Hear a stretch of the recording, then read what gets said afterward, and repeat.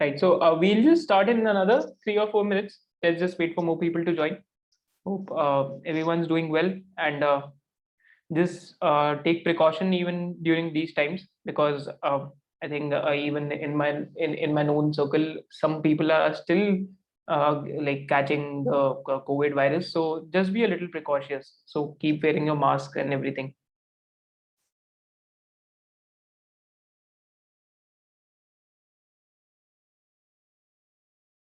Right.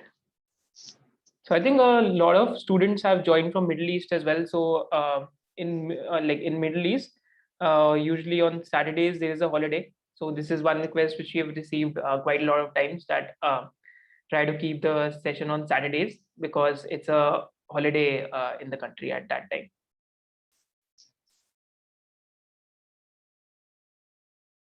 Right. So sharp at 2:33 we'll start. So sharp at 2:33, I'll just share the screen. Just 3 more minutes, and we'll just get more people in. And till then, I'll just read the chat box. So hope all of you are well. So Sumant is attending, Yasir is attending, Rajat is attending, right? So Advait is attending. I'm not a king or something. DV's results again were very good.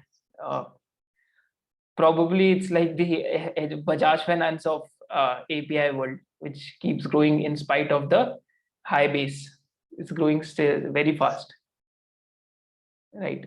Hi Vivek, I'm doing good. Hope you are doing as well.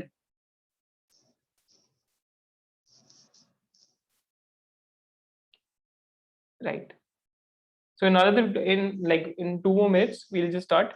So let's see how many more participants join, and then we'll just jump straight into the book. And so what I've planned is in first 40 to 50 pages of the book, there are a couple of interesting there are some very interesting like paragraphs, and some very interesting examples which we'll be covering.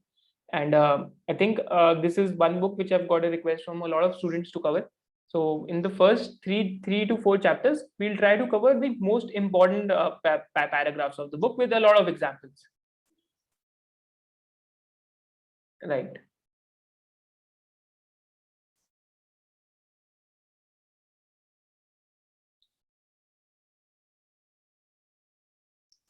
Alkyl amines, I don't know, I'm not tracking right now, but yeah, I think the margins have started contracting. So these things can go either way. So just be a little cautious, because I don't think that business deserves a 80-90p multiple. Right.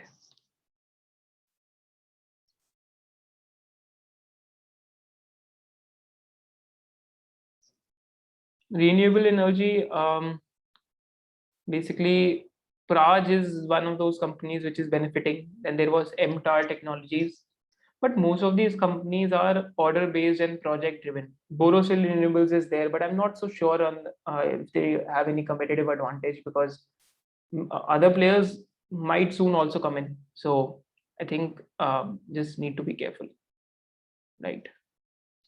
Ashel, I haven't been tracking uh, DV's super results. Yeah, I think that is like the Bajaj Finance of APIs. It keeps growing, right? So I'll just start. So we'll just see how many more people join. So we'll just keep seeing how many more people join. So Ashish, on SRF, have like tomorrow we'll releasing a podcast on SOTP. That is sum of the parts valuation. So over there I'll explain why SRF optically looks cheap, but in reality it's expensive, and why SOTP matters in such companies. So we'll just cover that, right? Strides, I'm not tracking much of strides. I haven't been tracking. Right. Newland podcast too. So Newland, like I think one of the things that people missed was the gross margin expansion. So this time gross margins have touched 57%, which is almost their lifetime high. So that indicates that product mix has changed to a certain bit, because in custom synthesis, problem was in contract manufacturing. Newland earlier used to be a second source supplier, but now in a lot of projects they are turning into a first source supplier. So that becomes very interesting to see. And I think I'll be just sharing the screen. Sorry, I'll just share the screen. Right. Is the screen visible? Right.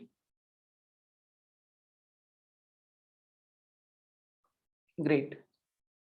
I'll just close the comment box. So just someone asked on like Newland on hydrogen. So hydrogen, I'm not tracking as a space for renewable energy, but hydrogen, yes, in Japan they are experimenting a lot with hydrogen. So seems very very interesting. And I think just a moment, I'll just close this. Right. So in Newland's case, so I think gross margins hit lifetime high to 57% because they are turning into a first source supplier for a lot of new molecules that they're getting. Earlier, they used to be a second source supplier. So I think product mix is changing, but yes, again, execution has been a little lumpy. So I think the question asked on 1 hour and 5 and 5th minute mark. That is the 65th minute mark by Manoj from Carnelian in the conference call. That question reveals a lot, and I think that is primarily the thesis in Newland, that whenever execution picks up, gross margin to expand हो ही चुका है. तो अगर top line expansion happens, your EBITDA margin will just go off the roof, right? So just look at gross margin expansion and just wait for top line expansion. So this time operating deleverage hit the like EBITDA margins, and sort of a Heikel type story can happen here. So don't be get too dissuaded by the narrative or something, but numbers are there. So I think gross margin expanding is good. Negative definitely is the top line contracting. So again, as we always say, that investing remains a probabilistic art, and we'll just read this book. Even in this book, Bharat Shah mentions that investing is actually a probabilistic art, right? So, so let's just start with this.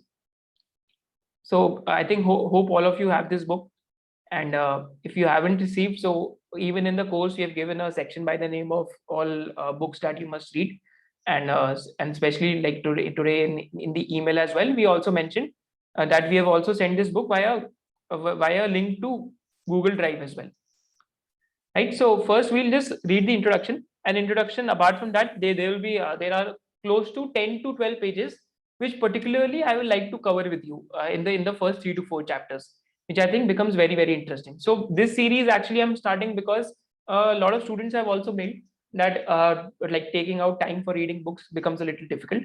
So we'll try to keep these sessions for 60-65 minutes, followed by a 20-25 minute discussion, so that all of you can enjoy the session, because 3-4 hour session becomes a little tedious for like all, so it becomes a little difficult to concentrate, right? So just starting with this.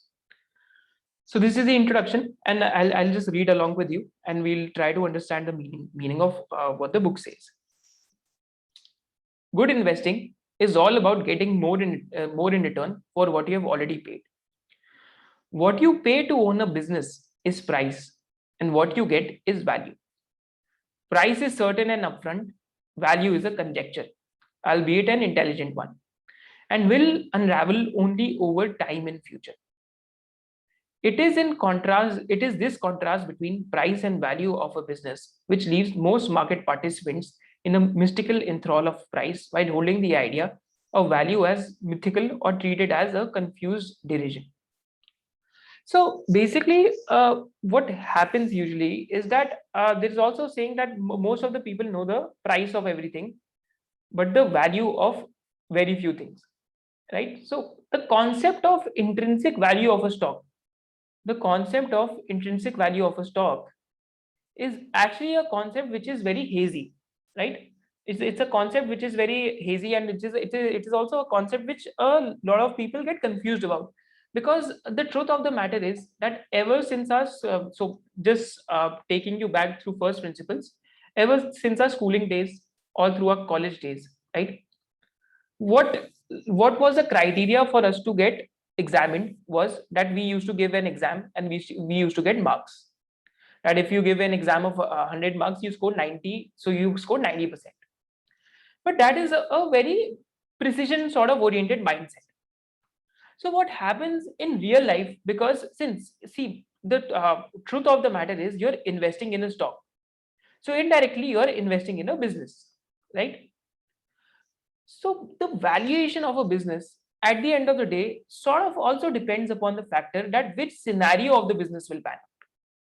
So let me give you one more example over here. A very recent example is a company by the name of Hykel, right?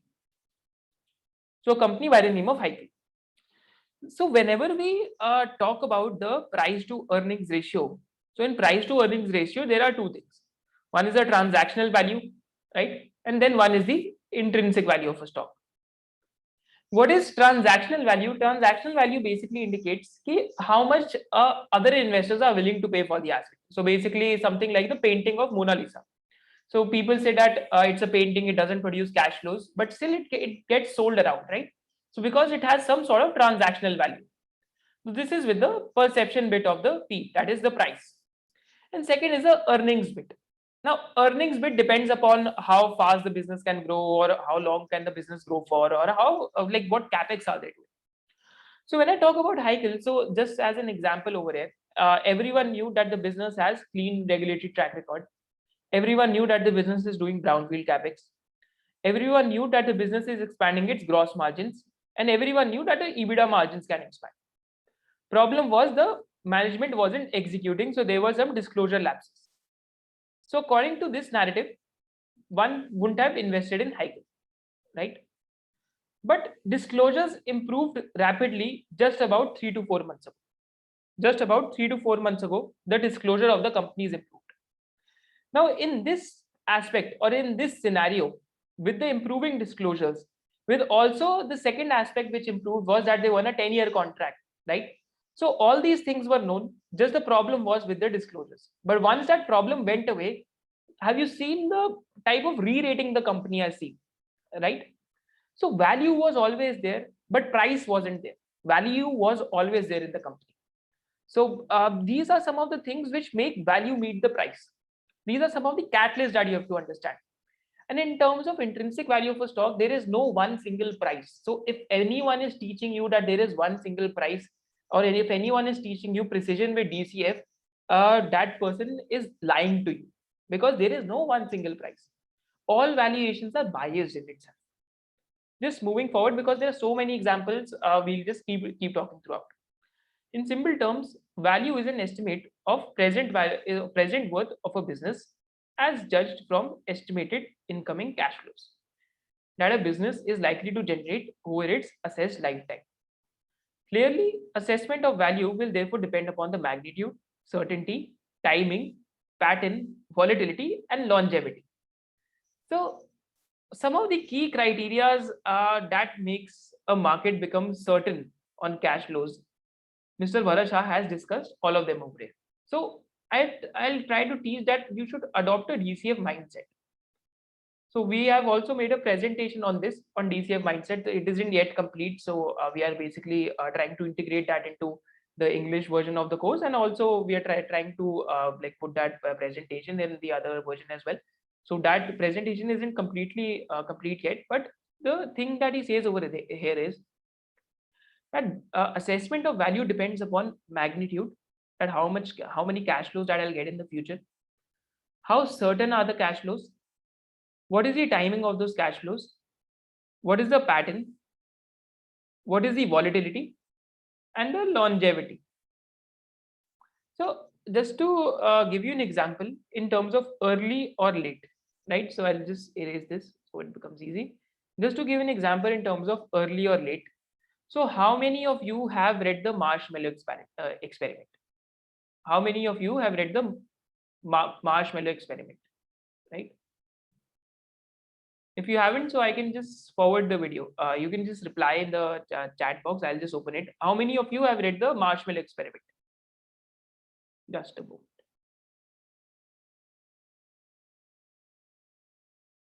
Right, so you can just reply in the chat box. So just try to keep it to the book specifically. Rest of the doubts, just try to focus on the book itself right now. Right. So you haven't seen? So I'll just share the link. So it's just a 2-minute experiment. So all of you can see that. And basically what the experiment talks about. So Sarthak, can you just share the experiment from YouTube? So I'll just talk about it. Sure. I'm just sending it. Right, just send it on the basically on the chat box below. Right. So I was having a very interesting conversation with a friend of mine. So that friend of mine is actually sort of, he also does investing, he also does trading. So he has basically made his like all the life savings through stock markets only. And he told me one thing very interesting. So he told me कि आपने marshmallow experiment तो देखा. So marshmallow experiment is basically so they collect a bunch of kids and चार पांच बच्चों को वो सामने उसके बिठा देते हैं marshmallow के. So marshmallow is a sweet in US, and they ask the kids that for 5 minutes, basically for 10 minutes, so they keep a marshmallow in front of them कि अगर अभी आप ये marshmallow खा लोगे तो 10 minutes बाद आपको दूसरा marshmallow नहीं मिलेगा. If you just hold for 10 minutes, then you'll get a second marshmallow. So that idea basically talks about the element of delayed gratification. So this was a test done by Stanford University. So similarly, some people do it with chocolate, some have done with the marshmallows. It's popularly known as the marshmallow experiment. So what that friend ended up telling me was that, see, both the perspectives are right. So both the perspectives have their own view. So he says that when we do a DCF or a discounted cash flow analysis, so he told me, Ishmat, have you ever observed that sometimes the companies just get re-rated all of a sudden when the cash flows have become extremely certain, right? So just an example, with long-term contracts kicking in, a lot of chemical companies with something like Indoco Remedies, which is guiding for almost 350, 360 crores of cash flow this time. So when the outcome is immediate and when the cash flows are very certain, it's like the child will like to eat that marshmallow or chocolate all of a sudden. मतलब उसी time पे the child will like to prefer to eat it if he just wants to eat that chocolate. So what he was telling me, that when the cash flows are very certain, the re-rating is very swift in companies. So this is one aspect that became very, very clear to me, that in real life, in stock markets, marshmallow experiment has both perspectives. First perspective is delayed gratification, which basically works with us, that we need to keep researching to find new ideas. We need to keep building those mindsets and mental models.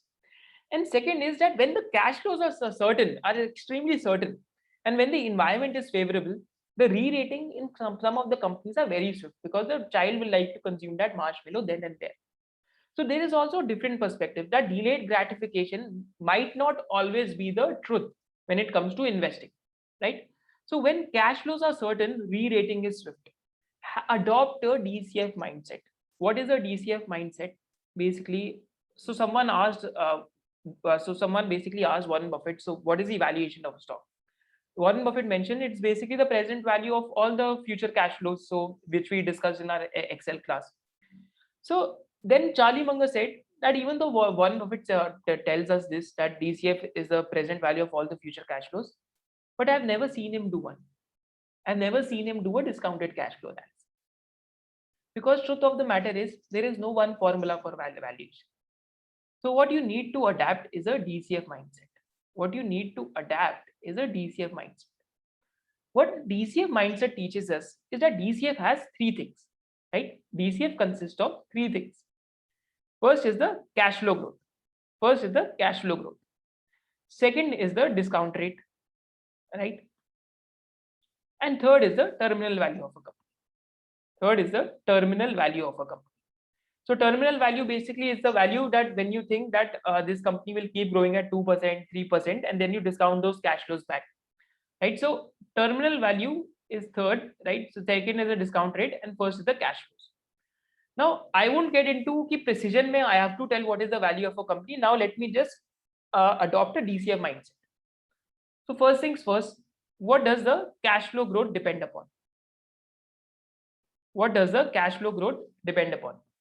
So cash flow growth basically depends upon a lot of variables and a lot of factors that we've already discussed in the class. So it all depends upon variant perception and everything.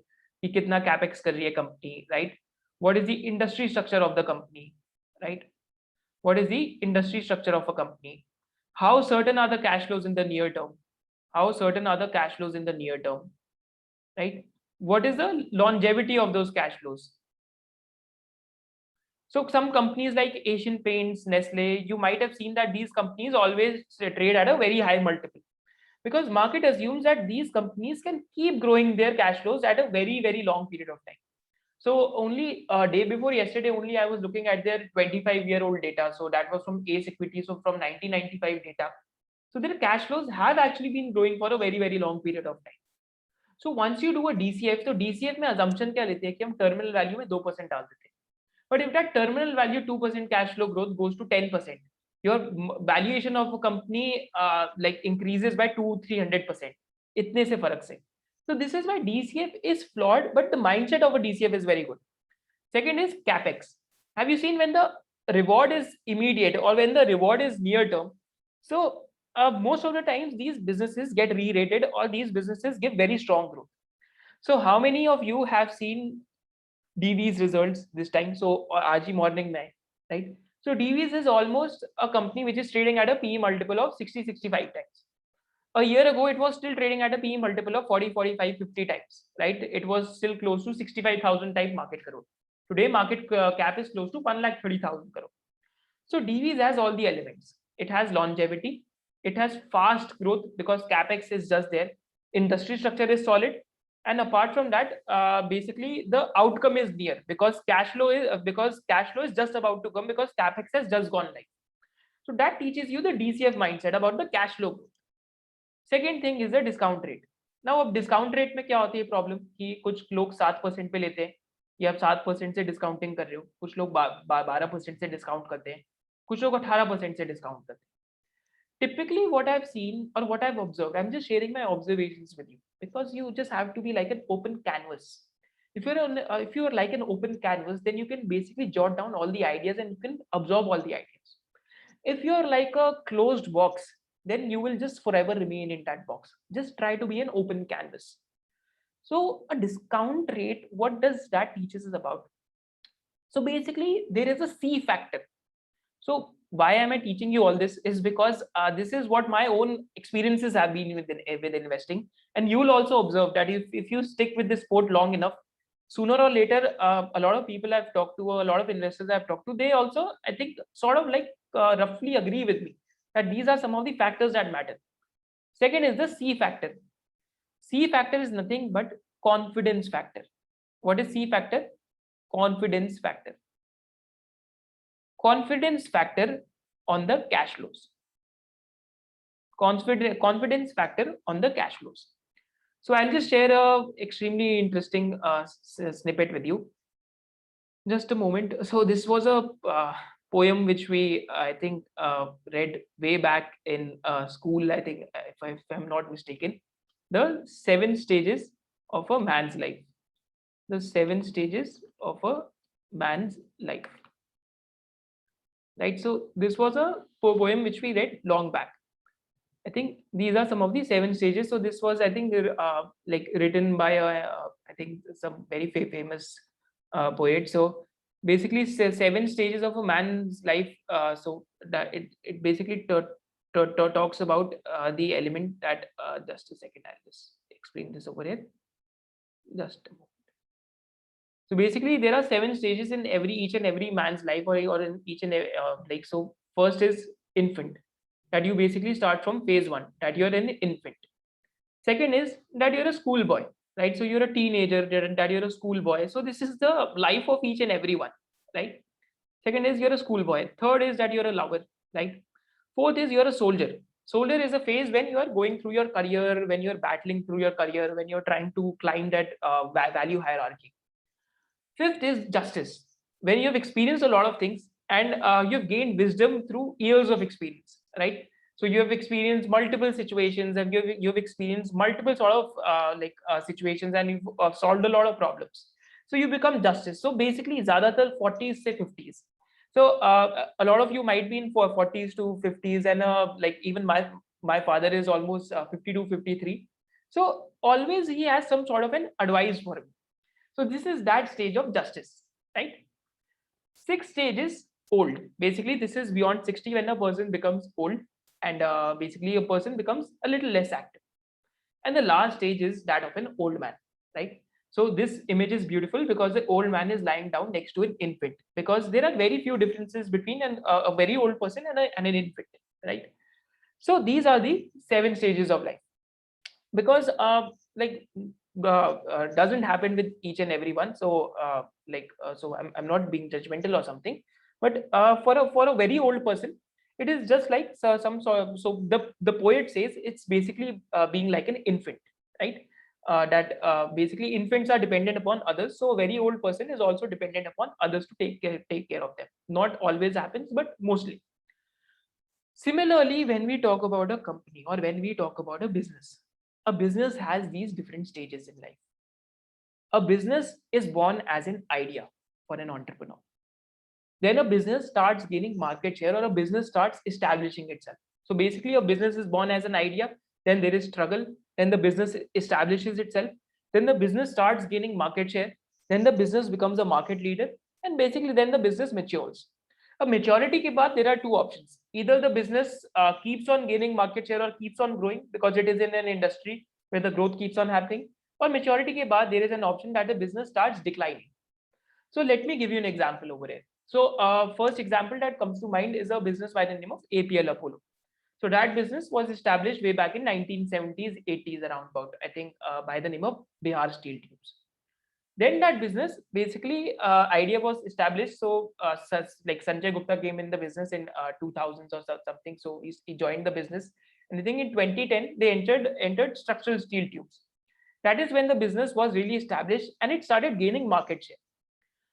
Like after 11 years, now the business is a market leader, and now it has a journey of being a value added player, and after that it will become a mature player. So these are stages of life that happens in each and every business. So when the business becomes a little mature, or when it becomes a market leader, just imagine, is the cash flow growth certain or uncertain? Just answer in the comment section below. जब एक business mature हो जाता है या market leader बन जाते हैं, तो उस टाइम पे उसकी जो कैश फ्लो की ग्रोथ है, is that certain or uncertain? Just answer in the comment section below.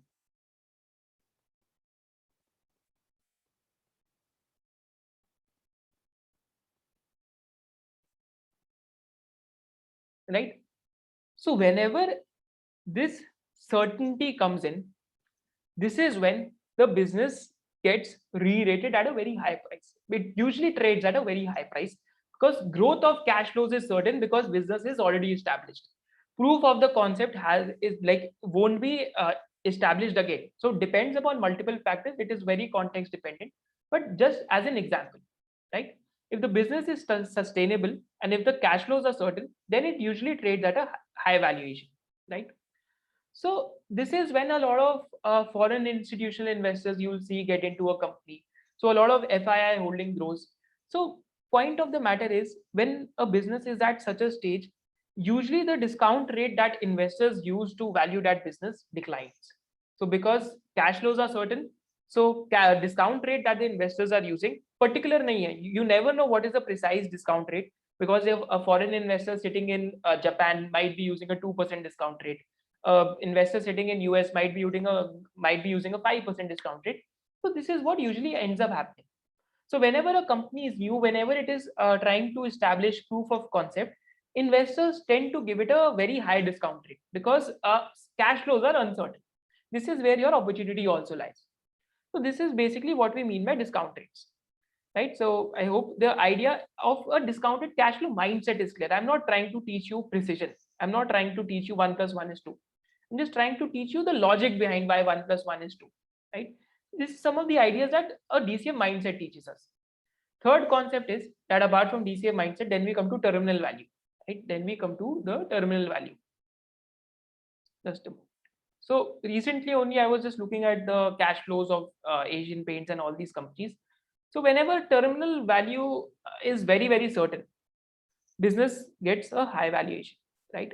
It is not that you won't make returns even if you enter at a high valuation. If you hold it for more than 5-6 years, you will make returns. That is again a little context dependent, but mostly you will make returns.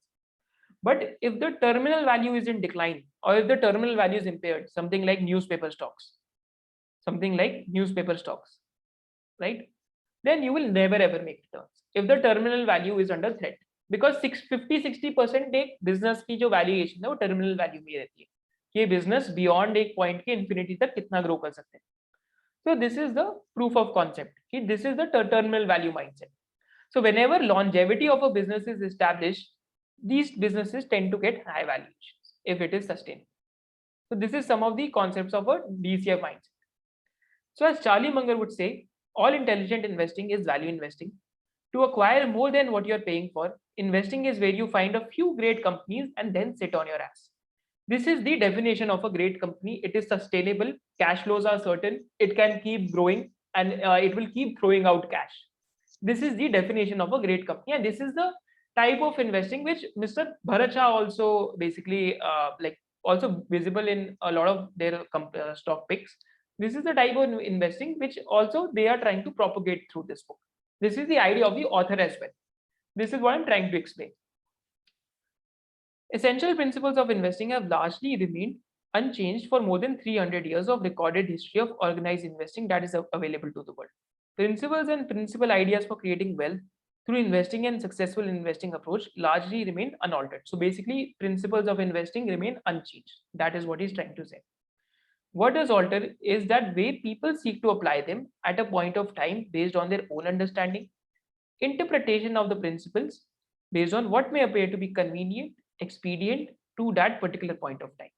Basically, he's saying that perspectives come into play, that people perceive investing with different ways. Some people are doing technical analysis, they're buying companies. Some people are doing fundamental analysis. So some people are mixing technicals and fundamentals. Some people I also know are also doing quant basically. So they're doing quantamental analysis sort of thing. So there are multiple perspectives. What I want you to learn or have a key takeaway from the entire course or the entire interaction with SYC is stay open and be humble over here. If you're not humble over here, sooner or later you will be humbled. Be open, right? So at any point of time, context changes, the company changes, the business changes, tailwinds come, headwinds strike, right? HDFC Bank, if you look at it, last 5 years has been the time that it has given negligible returns. A very great, solid institution has given very negligible returns, right? Because the financial sector entered into headwinds. So things keep changing over here. You do not have to be fixed. Problem क्या है कि fixed mindset हमारे schooling से हमारे education system fixed mindset कराते हैं. This is why a lot of people fail at investing. You have to be like an open canvas. You need to absorb things and you need to observe things. Observation is what matters over here, right? The way you observe and the way you act at the end of the day. But principles per se remain unchanged. There are these famous words that this time is different, but it really is, if ever is different. Usually, much like evolution of the society, which occurs over a series of many incremental steps, changes in behavior of businesses are built step by step over a period of time, and all the known principles of investing have the ability to account for and deal with these differences. Right? So, just moving a little forward. So, I think like some part is the part which I find is very important is over here. I think a lot of you should also read is that investment is not a get rich quick scheme. It is not even a method of making highest gain in shortest possible time. Though at times such outcomes also occur, right? So if such outcomes are also occurring at times, we accept them with open arms, right? But when these outcomes occur, they are merely milestones in the long-term process of wealth creation. The reverse also equally occurs when disproportionate amount of wealth can be eroded in a very short period of time. So over a period of time, great game really is in navigating through these twists and turns with knowledge, with discipline, with wisdom, and with a due understanding of principles to ensure that navigating is in correct direction, smooth, free from accidents, and fruitful, right? So the concept of bull markets and the concept of bear markets, right? Concept of tailwinds and the concept of headwinds. Environment, let me just give you an example. which a lot of you might have lived through. So can you just reply in the comment section that when did you actually start investing? So आप लोगों में से, I'll just open the comment section. So just like stick to this particular question, that when did you actually start investing? Right? Just a moment. Which year did you start investing? Right. 2010. Someone was in 2007. Superb, yeah. 2005 as well. Amazing. 2002. 2003, Ravi Chandran. Superb. 2017, 2018, schooling days. 1989. Wow. That is Sajal ji. So I think like stunning. 1992. Right. 2019. My experience is basically from 2015, 2016. So I have been almost here for 7 years now almost. 1996 again, superb. 2021. So Lakshay, I know I keep answering his questions. Gurveer Singh, 2006. 2017. 1987. Great, yeah. So many experienced stalwarts. I think you might have seen so many market cycles, and that experience might be ingrained in you.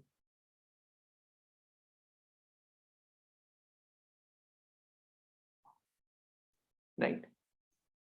So I'll just close the comment section now. So most of book is not available on Amazon, so it's not there for publish. So what I've done is I've taken out printout for myself. So I've forwarded this to you. So you can also take out printout and make a spiral binding out of this. Right.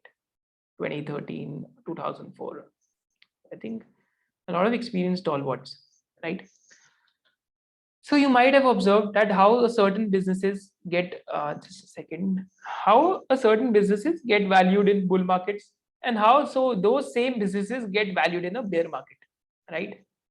So bear market, let me give you an example. So how strong the bear markets can be. So I'm trying to prepare you mentally as well that bear markets do come. So how many of you have lived through the 23rd March, right? 23rd March 2020. I think a lot of students might have lived through that. When the entire indices fell by 20-30% within a week or two when the lockdown was announced. अब index 20-30% गिरा, but stocks 40-50-60% भी गिर गई, right? Same alkyl amines fell from a 2,000 crore market cap to 1,100 crore market cap, which is at 24th almost, I think, which is I think from 4,000 crore market cap fell to 2,000 crore odd market cap, which is at 24,000 crore market cap right now. So bear markets keep coming, bull markets keep coming, right? But the thing is that the quality of the business endures. In a bear market, a quality business also gets basically gives you an opportunity to load up. But bear markets, you have to be certain that bear markets only leads to notional losses. If the quality of the business is superb, then a bear market only leads to notional losses. Let me give you an example of Balkrishna Industries, right? So Balkrishna Industries, for 3 decades, almost for last 24 years, the story is sort of known. Especially for last 8 years, the story is out in the public. But the stock has given so many gyrations or so many seesaws. Beach mein it fell 50% when there was a ILFS crisis, right? So fell almost by 45-50%. Since then, it is almost a 4x in last 3 years. So bear markets and bull markets keep occurring, right? So when these outcomes occur, so when bear markets happen or bull markets happen, these are merely milestones in long-term process of wealth creation. If someone was sitting on Balkrishna Industries, so I know someone who's actually owning this business for last 7 years, he bought more when it fell by 40-45% when it was a market-wide crash due to a bear market. So whenever a market-wide crash happens and you're certain of the business quality, that is also an opportunity, but that thing just keeps occurring over and over again. So those who have experienced market since 1992, how many times did Asian Paints, Pidilite, HDFC Bank, how much volatility was there in bear markets in these companies, right? Even Kotak Bank fell 65-70% in 2008, 2009. Quality was quite visible even back then. It wasn't that it was it wasn't such a good company, but quality even was visible back then. So such outcomes will keep happening. So out of every 5-6 years, 1 year does come where in 3 or 4 months entire markets are slaughtered, but if the business is quality, then the price eventually comes back. That is the truth, because it is just an outcome. Bull markets, what usually happens is the opposite of bear markets. See, if you're doing business, you are least bothered about bear or bull markets because you're concerned about your business. In a bull market, your business is viewed with a perception that this business is doing something great. In a bear market, even a great business is viewed with the perception that something wrong is happening in the entire markets. So these things are just out of our control. What remains in our control is a process that I select the right business. So bear and bull markets will keep coming and going, but over a period of time, great game really is navigating through these twists and turns with knowledge, with discipline. You have to be disciplined with the process, with wisdom, right? And with a due understanding of principles that navigate in the correct direction, smooth and free from accidents and fruitful. So when you go wrong on the business, that is when you have made a mistake. That is when permanent loss of capital happens. But if you're right on the business and bull or bear markets keep on coming and going, eventually in the long run, you end up creating that. There is someone recently I interacted with. So he has made almost a 450 bagger in Balaji Mines in last 17 years, almost a 450 bagger. And he kept on holding it because he always thought it's in a duopolistic market structure, industry structure. Because his call was right on the business and soon like business also evolved. तो कुछ चीजें आप कभी पता नहीं कर सकते कि 5 साल बाद क्या आएगा, but business also evolved, India pharma industry also evolved. This is why he got such an outcome. So luck factor is also there, but you should try to get your own principles right. Concentrated industry structures, consistent cash flows, consistent margins. The demand for the product will always be there. The product won't get replaced overnight. This is why Warren Buffett keeps on saying, the better investor you are, the better businessman you will be. The better businessman you are, the better investor you will be. And this is for the long run. This is not for a technical analyst with 6-7 months horizon, but this usually happens in the long run. So let's just moving forward. That fundamentally investing is simple but not easy. Simple because it is not difficult to understand the essential principles of investing. Essentially, what create values are simple ideas. It is about identifying a large opportunity which is rich in possibilities, that has earnings growth marshaled with a high degree of character or value accretive growth. Basically, ROC is above 15% throughout the growth journey, rather than value destructive growth. And the growth has longevity, predictability, and relative smoothness, ensuring that the character of the management lets the value of a business be nurtured, protected, and shared equitably, and applying suitable simple mathematical equation to discount all that future into the present. This is what innards of fundamental investing are. I think this is more or less self-explanatory. This is what we have also always talked about, right? So just moving forward, I think on next page, there was a very, very interesting line, which I would like you to read. All right, over here, right? I think this is with prediction. I'll just open my own notes too. A sense of serenity and predictability, right? Simplicity, probabilistic mindset. Investing, right? So one thing which I want you to understand, that we are dealing with future and we are at the end dealing with probabilities. The reason why I despise a lot of people coming on TV and giving their predictions every day or something or the other, you can't be right all the times. Observe this. You have to be selective at the end of the day. So problem is that probability, माने शायद से ये चीज हो सकती है, is something which does not come naturally to people. So let me explain this concept of Bayesian thinking. Let me explain this concept of Bayesian thinking. बहुत easy concept है. So like a very simple concept, but a very effective concept. So let's just adopt this mindset too of being of Bayesian thinking. That posterior odds, फिर से एक बारी formula लिख रहा हूँ, then I'll explain this in detail. Posterior odds, it is very simple to understand. Nothing so that sorts. Posterior odds is equal to prior odds into likelihood ratio. Basically, what the theorem says, कि suppose I met my friend in the morning, right? So I have to meet him again tomorrow. But whenever I meet him, he's always late. he is always late. तो posterior odds are basically post events odd, मतलब बाद के odds क्या हो सकते हैं. Prior odds are basically the base rates. So base rate is something which has always happened historically. So historically he has always been late. He has always been late, right? Just a second. Historically he has always been late, and likelihood ratio is that today what happened कि I was supposed to meet him at 8 a.m. in the morning. So prior odds are कि out of 10 times we have met 8 a.m. in the morning, 9 times he is late. So there is a 10% chance कि वो 10 में से एक बारी chance है कि वो टाइम पे आ जाएगा, which is what base rates tell me. Now there is a 10% probability that he will come on time today.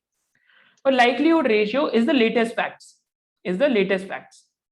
So one of the reasons why he is not able to make it on time whenever we meet is he likes to wake up a little late. So uska usually waking up time 11:30 a.m.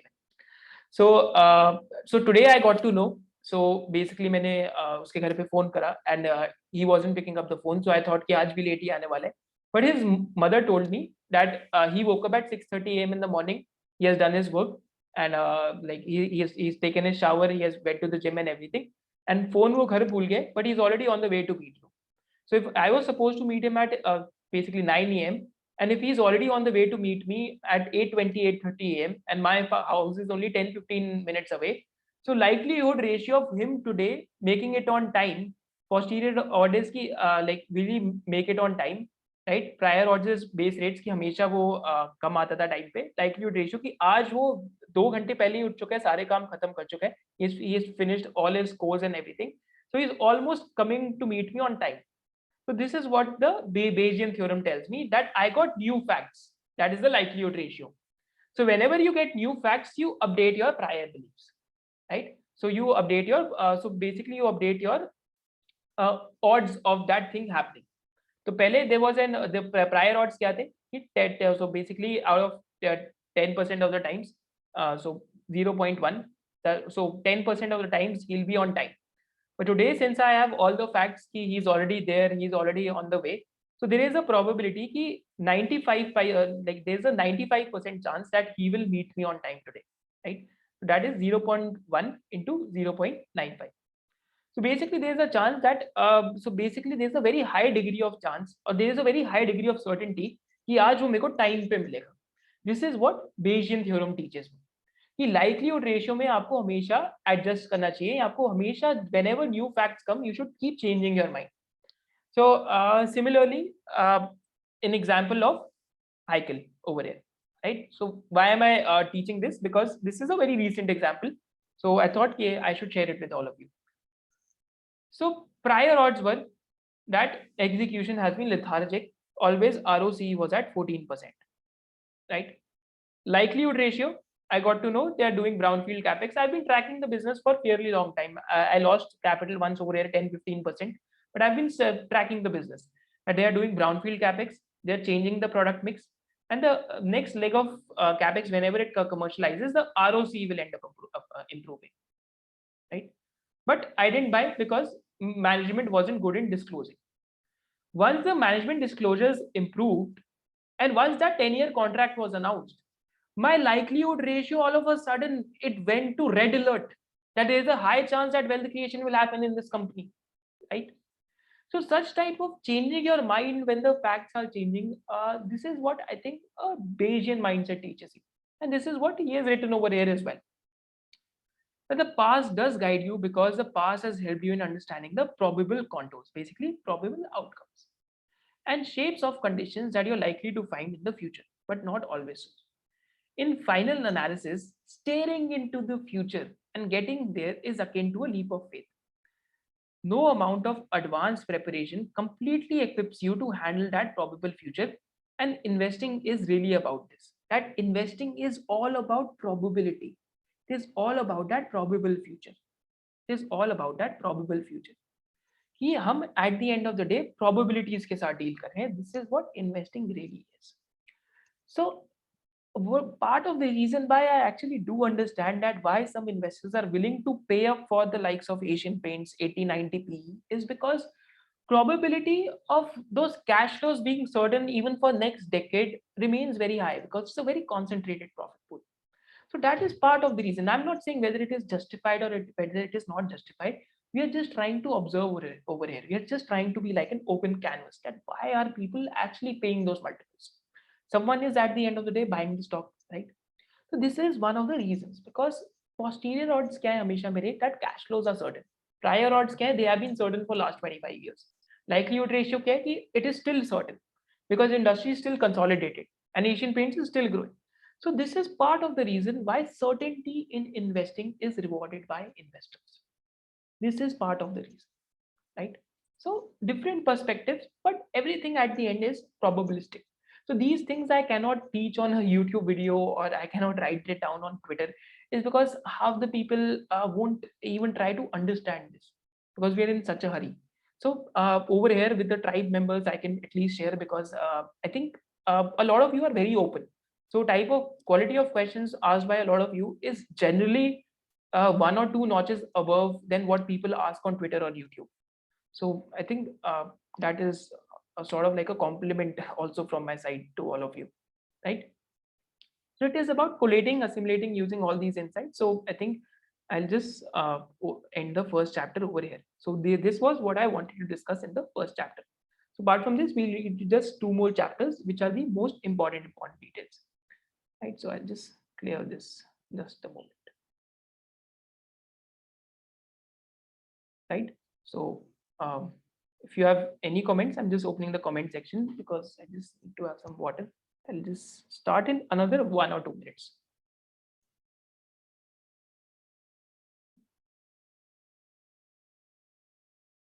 Right. So chat box is open. If you have any comments, you can just post. Like if you found value in that first chapter, do let me know if we were able to do a good job in explaining the things.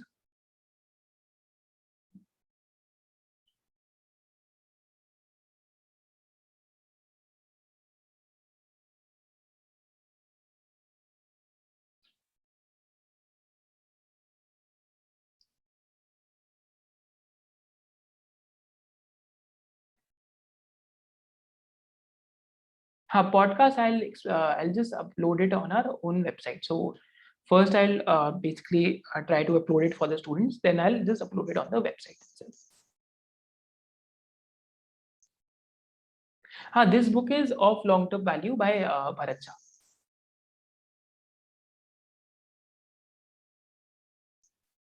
Right. So it's a very solid question, Advait. So that is the type of questions which basically forced me to think as well.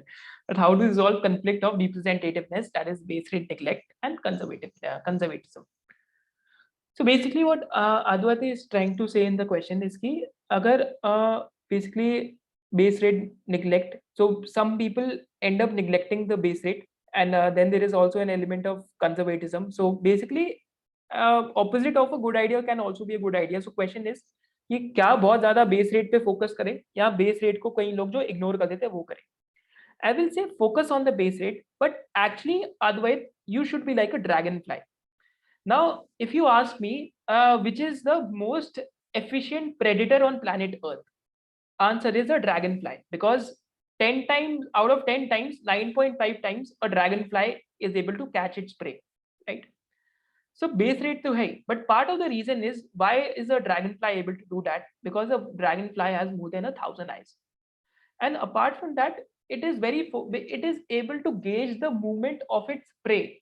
कि जो pray है उसकी next movement क्या होने वाली है. It is already able to predict the movement of its prey. So the thing is, you have to be focused on likelihood ratio, that what is going to happen or how the odds are changing. Now those odds will reflect in your allocations.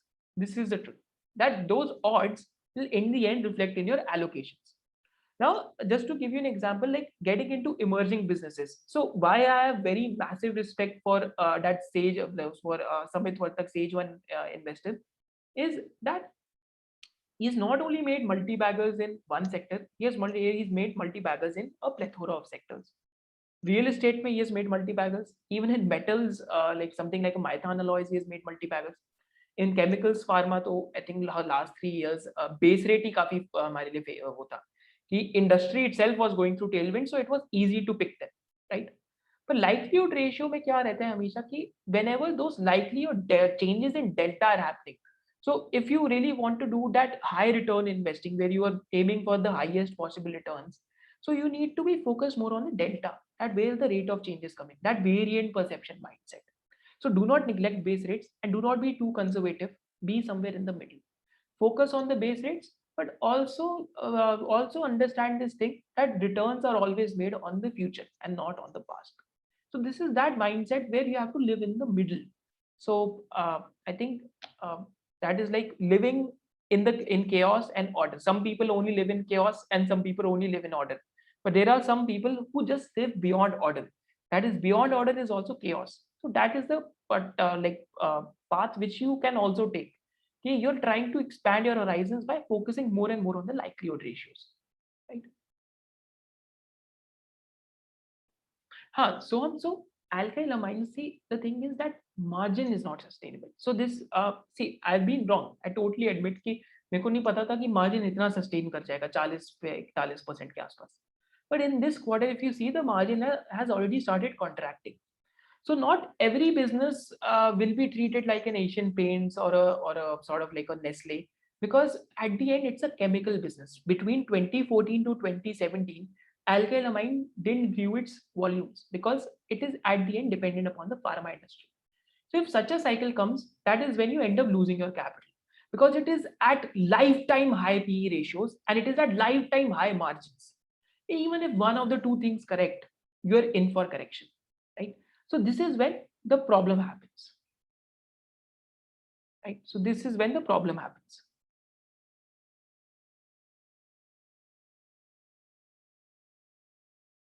Right, so I'll just start moving forward. A lot of questions are here, so I'll take those questions. Otherwise, if I take so many questions, so we won't be able to move forward. I'll take questions in the end. Just stick to one or two questions per participants. I'll take all the questions. So just keep these questions so you can ask them towards the end. So I'll just move forward. I'll try to be a little slow because book थोड़ी सी basically open to interpretation भी है, so it will also take me some time to process those ideas in an easy language, right? Just moving forward.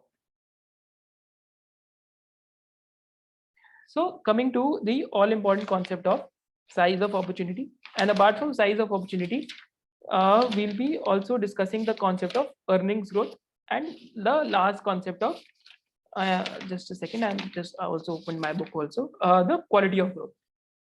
So in these chapters, we'll be just covering the major aspects. So in this chapter, we'll just look at this, that the size of opportunity, right? So I think size of opportunity is again all about terminal value of cash flows.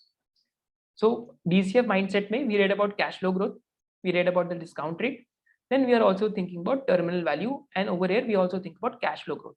So तीन मैंने आज आपको mental models दिए DCF mindset में, cash flow growth, right, terminal value of a business, and apart from this the discount rate. So cash flow growth is dependent upon the size of opportunity, and terminal value is also dependent upon the size of opportunity.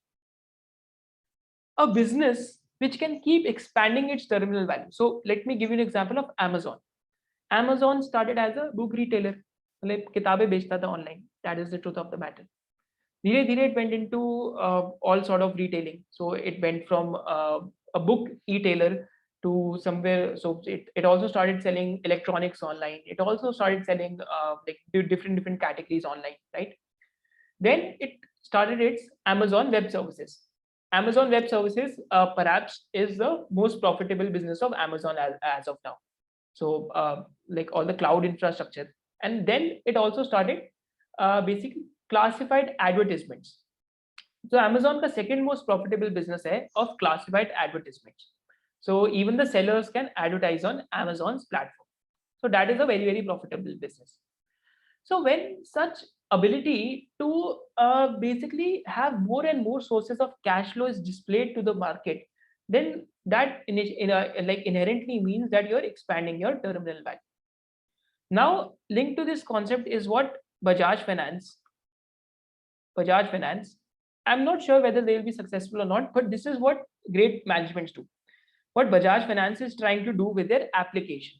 So they are trying to launch. So they've already launched. So I haven't seen the application. Sort of like a marketplace for financial products, right? So if they're able to successfully scale that thing, so firstly they were just a two-wheeler financier. From two-wheeler financier, they went into personal loans. From personal loan to housing loans, and today they have 20-25 products in in the consumer finance segment and loans as well. So if Bajaj Finance is able to successfully scale that application, then again the narrative changes. That it doesn't only have one sources of cash flow, but it is actually getting into more and more adjacencies. So a great management is nothing like is nothing but a great optionality at the end of the day, because the great management is able to get into adjacencies. It is able to get more and more cash flows. So size of opportunity is a very fundamental point. It really is a foundation of investment edifice on which the large value creation rests.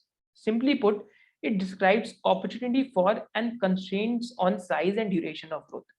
कि कितने समय के लिए मैं grow कर सकता हूँ, that is the duration, and कितना बड़ा मैं ग्रो कर सकता हूँ, that is dependent upon size of opportunity, right? Whether it will hit a glass ceiling soon or can soar freely for long will be decided by this idea.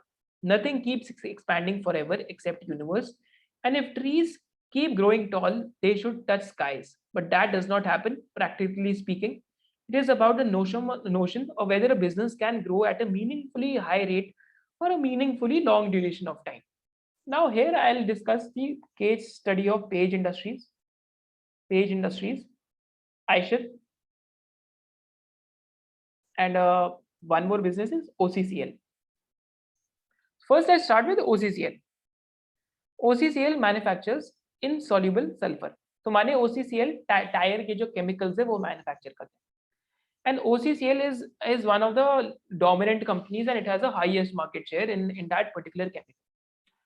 Problem with that is that it has already a very high market share. So the only way it can win or it can grow is by grabbing more market share. But OCCL is also competing with a very formidable competitor. ये नहीं है कि competitor भी बेवकूफ है, so competitor is also very strong. So it is becoming difficult for the company to grab market share, right? So it is actually a shark which is stuck in a pond. Now read the latest conference call in which the management says that the new expansion that we have announced of 3,500 tons per annum, इससे ज़्यादा expand करना हमारे लिए बहुत मुश्किल है, क्योंकि पुरानी expansion ही अभी तक utilize नहीं. So we won't get into adjacencies or any other areas. We'll increase our payout ratios. So OCCL is at that leg of its journey when we have just talked about companies. So it has reached that maturity stage. A maturity stage के बाद either it can get into adjacencies or more size of opportunity or more resources of cash flow, or it is stuck over there. It cannot diversify beyond. So it is getting into the story of it cannot diversify beyond. ऐसे business की अगर 40% ROC भी हो जाएगी, market won't give valuations because there is risk on the growth of cash flows. So whenever cash flows stop growing, it is treated like a bond, and then eventually the stocks are treated worse than a bond. Whenever cash flows stop growing, it is treated like a bond, and eventually it is treated worse than a bond, right? So this thing is there. Secondly, now someone asked about ki sir IP, then that is also a risk. I agree with you, that is a risk. Everything is context dependent in investing. For Page Industries, this business between 2013 2018 went from a PE of 45 to almost 100 times. From 45 times to 100 times. And at 100 times, what eventually ended up happening was कि एक तो industry growth slowed down, which was visible from Page Industries same store square sales growth. So जो उनका same store sales growth था, that fell from double digits to mid single digits. And Page was already 30-40% of the industry. So whatever Page is doing, that is like a barometer of what the industry is growing at, right? So first thing is first, industry growth slowed down. अब यहाँ पे indications होते हैं. Growth एक साल के लिए slow down नहीं करी. Growth slowed down for 8 to 12 to almost 16 quarters now. And secondly, what happened was that competitive intensity increased. So basically a Van Heusen came with their own undergarments. Then we have also seen that Lux Industries also got its house in order. So the second generation is educated from abroad, and they've implemented those systems, and they are getting their house in order. and the competitive intensity really increase on the supply side. So whenever there is such a hit, right, तो आपको सबसे पहले slowing quarterly growth में पता लग जाएगा. So business which was reporting 25-30% growth all of a sudden starts reporting 5-10% growth. So what does Bayesian thinking teaches us? That something is changing in the likelihood ratios, right? That something is changing in the likelihood ratios. Again, context dependent hai, because growth can also pick up again. But for if 6-8 quarters, if the growth remains slow, so if the growth remains slow, that something has all of a sudden changed in the likelihood ratio, right? Secondly is iShares. iShares is a great company, no doubt. Like no bullet सबको चाहिए ही चाहिए. आज भी जो हमारे घर पे काम करते हैं, so basically I like to call him my uncle only, so I do not call him driver or something, because he's been working at a place for almost 36 years now. So recently uncle bought a bullet, right, after working for like so long, and his dream has always been to buy a bullet. So iShares में bullet का एक chasm बहुत बड़ा है brand का, but problem is कि आप bullet कितनी बारी खरीदते हो? 5-6 साल में एक बारी, 6-7 साल में एक बारी. So such companies are inherently linked to how well the economy is doing, right? So, or how well the consumers are doing. So at this point, these are not structural stories. These are semi-cyclical or cyclical stories. iShares at a point of time was being valued at 50-60 times earnings, which wasn't sustainable because earnings growth or the volume growth wasn't secular in nature. 3-4 साल का downturn रहेगा, फिर 1-2 साल या 3-4 साल की growth आएगी. तो जब ऐसी चीज होती है, आपको हमेशा क्वार्टरली नंबर्स में पता लग जाएगा. For 5-6 quarters, if the growth is slowing down in a secular business, then that PE ratio or that perception takes a hit. This is what usually happens. So it always at the end is dependent upon the size of opportunity. Now it is one of the, just a second, I'll just take this. It is one of the most important factors for predicting sustained long-term wealth creation and outstanding compounding. The idea of size of opportunity is not about what the size is at the point of observation, but is more about appraising and understanding what potentially the opportunity size can be in the future. Now Zomato ka abhi IPO aaya, right? So all of, like most of you saw what Ashwath Damodaran, who's the professor of valuations. So he basically did a presentation and he calculated the intrinsic value of a stock at 40 rupees per share. तो Zomato का अभी valuation कितना चल रहा है? I haven't checked the stock price. Maybe more than 120-130 rupees or somewhere around that 150-160 rupees. So I think it is almost 3 or 4x the price at which Ashwath Damodaran calculated. So again, the thing is that in such companies, when cash flows are not there or when growth basically profitability is negative, entire argument of investors is based on this, that what it can be in the future. There are arguments that Zomato will get into financial services. Zomato will become like a platform, like something like what Meituan has done in China. So Meituan was a food delivery player. It ventured into financial services and it ventured into 4 or 5 more things, and it achieved success over there. So similar argument is being made for Zomato. Current basis, if you just treat it as a food delivery player, it is grossly overvalued. There is not even a question that it is overvalued or not. It is grossly overvalued because all over the world, few food delivery players trade at 5 times, 6 times EV to sales. Zomato is at 30 times, 35 times. So such things have to be considered, but entire argument is on the future, that what it can become. So we are not trying to be judgmental over here for a moment. We are just trying to observe that what the argument is for the favor people make. This is the argument that people in favor of Zomato are making, that what it can be potentially in the future. Now PI industries. सारा size of opportunity आपको PI industries से ही समझ आ जाएगा. Domestic agro, right? Then it is into agro CDMO. They are doing contract manufacturing for agro. Problem is agro CDMO market size is $5 billion, which is almost 35,000 crores. It has already captured almost 8 to 10% of the market share. If you really want to sustain those valuations in PI industries case, sooner or later you need to expand what? The terminal value and the cash flow growth. And how can these be expanded? Through the size of opportunity. कि अगर मैं अपना size of opportunity expand कर दूं या market size expand कर दूं. So PI industries basically got into pharma because industry size is more than 8 to 10x in pharma. Industry size is more than 8 to 10x in pharma, and size of opportunity is there. So if they're able to successfully diversify, then they'll be able to sustain the multiples that they're getting. Because investors today are already backing it to diversify, and management is also trying to do the same. So this is again a DCF mindset. You need the cash flows to sustain for a long period of time so that the terminal value also sustains. So this is an expansion of terminal value activity which PI has done, right? So just moving forward, I hope it becomes very easy to understand with examples because take some time to think about them, right? So just over here. In other words, internalities and externalities have to be robust enough to become a force multiplier over time. How large a particular firm may become within a sector with strong potential will of course be function of capabilities and character of the management of the firm, right? The idea of size of opportunity can be understood with size of fish and size of pond, which I have also explained in the course as well.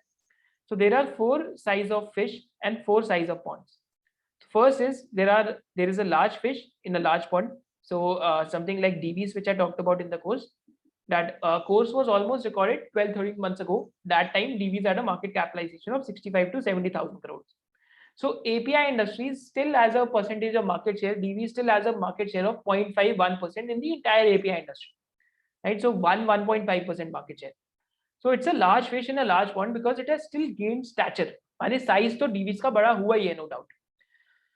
Second is small fish wallowing in a small pond.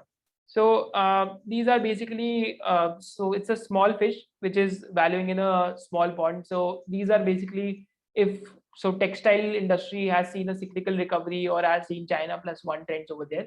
But not so long ago, textile companies were this only. They didn't have the size and they didn't have the size of opportunity, right? So these were like small fishes in small ponds. Then there is a large fish struggling in a shallow pond. So this is classic example of OCCL. Just go read the con call where they clearly tell that we cannot expand beyond this. And then there is a small fish growing in a large pond. Classic example of a small fish growing in a large pond last decade has been Bajaj Finance. Maybe Laurus Labs is one because size of opportunity remains humongous. Maybe APL Apollo was one, but APL Apollo has become a big fish. Maybe APL Apollo thing is whether it's a big fish in a big pond or a big fish in a small pond. That is the question that remains to be answered. So these are some of the categories in which you can identify your companies in, right? Now each one with different set of opportunities and outcomes. First choice is clearly the most desirable investment opportunity. Now try to understand that Bharat Shah is like Mr. Bharat Shah is managing a lot of capital, and one of the criteria for basically opening a PMS and something is having experience through close quarters is that clients or some of the people who are investing in equities, they get very disturbed by volatility. Volatility वहां जहाँ पे होती है जहाँ पे थोड़ा cash flows uncertain है. Even though you might know that those cash flows are certain, but if the markets think that the cash flows are uncertain, then the price is very volatile. So a lot of investors cannot take that. So the philosophy of their PMS is that they're trying to get into companies which have certainty of cash flows. So they own a DBs, they own a PI Industries, they own an Astral Polytechnic, they own an APL Apollo, they also own. They own an Aarti Industries, right? So they own a Bajaj Finance, Bajaj Finserv. All these companies are sort of like big fish in big ponds, where certainty of cash flows is there for the long run, and businesses will be less volatile as compared to the markets. This is a type of investing philosophy which they are trying to teach us. Nothing is wrong, but this is just a perspective at the end of the day. So this is the first point. Second point is basically which we talked about, small fish in a small pond. So he says that not only fish is already fat and has acquired strength and stature, it also swims in a large pond, which means it has potential to get even bigger over time. Clearly the best choice. So this is with the first pond only. Second is you can have a diametrically opposite combination of a small fish and a narrow pond. Not only the fish is small and vulnerable, but also it finds itself swimming in a shallow turgid water with inadequate food and nourishment to grow big. This clearly is the worst option for any serious long-term investors. A lot of the commodity API companies are also a part of this. A lot of commodity API companies are basically small fishes, and since they are dealing in those commodity API molecules, size of the market also might be less. So a lot of commodity APIs are also small fishes in small ponds, right? Textile companies were here for quite a lot of time. I think they're still there. Might be a cyclical uptick. Then the third choice is a large fish in a small pond. Prima facie may look acceptable, but on final examination, it is not. Why is he saying it is not? Because terminal value risk and cash flow growth risk. The moment your cash flow growth goes, right, moment your cash flow growth goes for 8 to 12 quarters, is the moment your stock starts being treated like a bond. And if it goes away further for a long period of time, then it is treated worse than a bond. It is treated worse than a bond. So basically, our PE ratio collapses to a commodity PE ratio, right? That we talked about in the course. So if the fish is large, it only means in the past it has been successful. But like Buffett says, investor of today does not benefit from profits of the past, but only from the profits of the future. This is one thing which all of us have to understand. And large size of fish merely reflects the fact that it has had successful past, but a small pond would mean future growth is constrained and challenged. So this is again with big fish in a small pond. So it might get stuck after a while. And last option is a small fish and a big pond. Large pond would imply headroom for growth, and which is favorable for the company, and if the pond conditions are right. If water is clear and not turgid, food and nourishment available is plentiful, the fish is capable, conditions are favorable for explosive growth, so then this is as good as option as large fish in a large pond. Best options are the first and the last, with others being unattractive for value creation. Entire CDMO industry in pharma is sort of like a big ocean, right?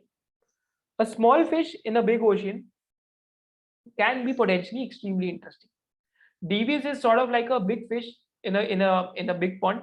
Something like so some of the companies like Laurus Labs might be a small fish in a large pond. Some like not so long ago, maybe a Naveen Fluorine is still a small fish in a large pond. Revenues are hardly 1,000 crores. Maybe a Heikel is like a small fish in a large pond, because Heikel is already doing what PI aspires to do, right? So maybe if the execution picks up, Newland is still a 900 crore sales company, right? Size of opportunity is in lakhs of crores. I think CDMO in pharma itself is a $40 billion industry. So these are small fishes in large ponds. दो तीन भी चल जाए तो काम हो जाता है, right? You get very good outcomes. Laurus has almost been a 6-bagger in last 18 months or 24 months. You can still compound well from here. Maybe something like your Heikel has also been a 4-5-bagger in last 1 year. Maybe Newland can potentially do good. So just talking about in terms of these pond to fishes ratios. So maybe Indoco Remedies, it is into domestic pharma and it is into formulation. So formulation it has a licensing strategy. But size of opportunity remains humongous. आज ही Indoco का growth आया. So I just checked with Tijori Finance. So Indian pharma market का growth आया. So it has grown at 26% month on month. So July month of 2021, it has grown at 26% as compared to July month of 2020. So mean reversion भी हो रहा है, and साथ साथ management is very conservative over it. If those cash flows come, can be very, very interesting over here as well. So these are the size of ponds and opportunities. So in this chapter, I'll try to cover only this much because there are plenty of examples which he has given. So one example which we can cover here. So one example which we'll cover here.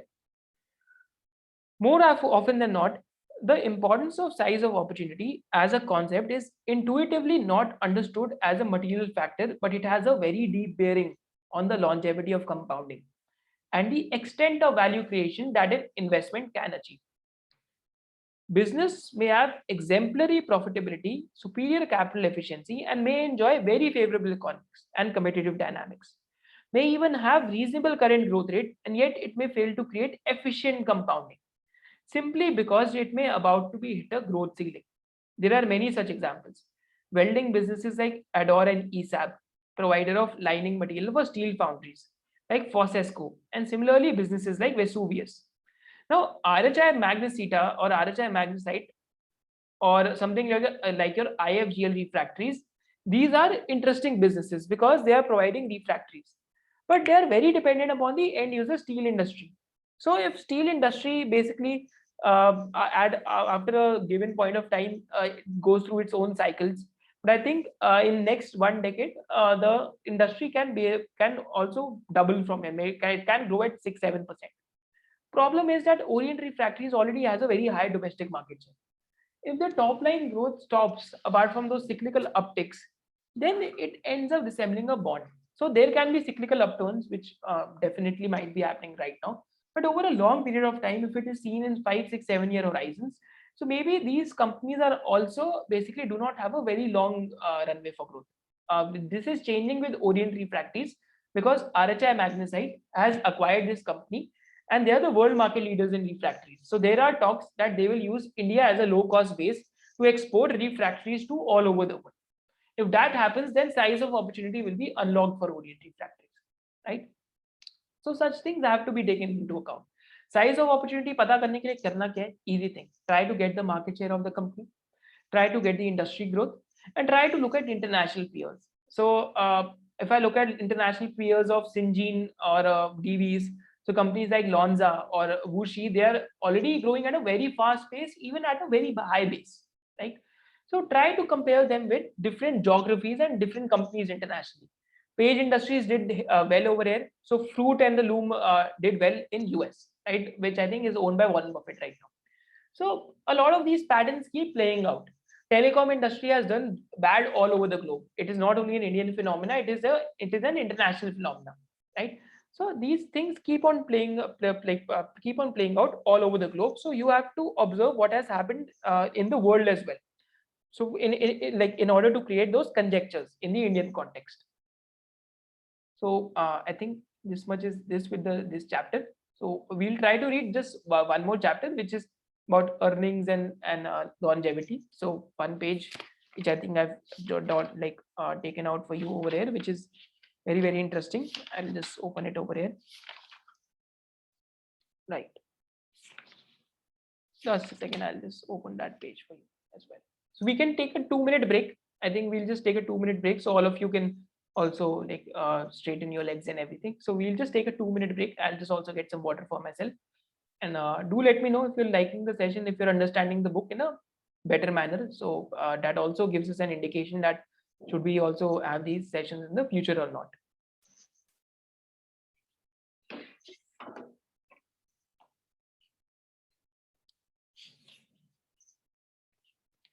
Right, just a 2 minute break.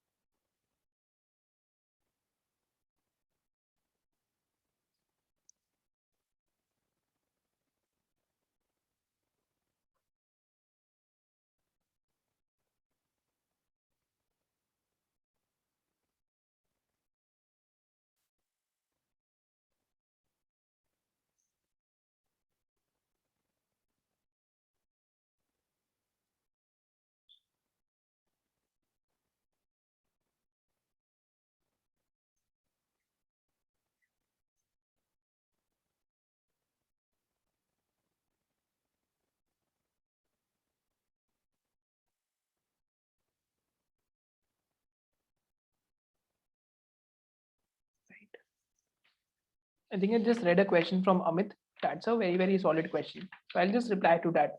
Just thinking what. So after that, I'll just reply to that question. It's a superb question, Amit. I think. See, I sometimes find that that maybe we so the students have interacted at SOIC and the quality of questions a lot of students post are generally way higher than what I see on Twitter or questions on YouTube. So I don't even prefer to answer so many questions. So in generally question quality is way higher. Right.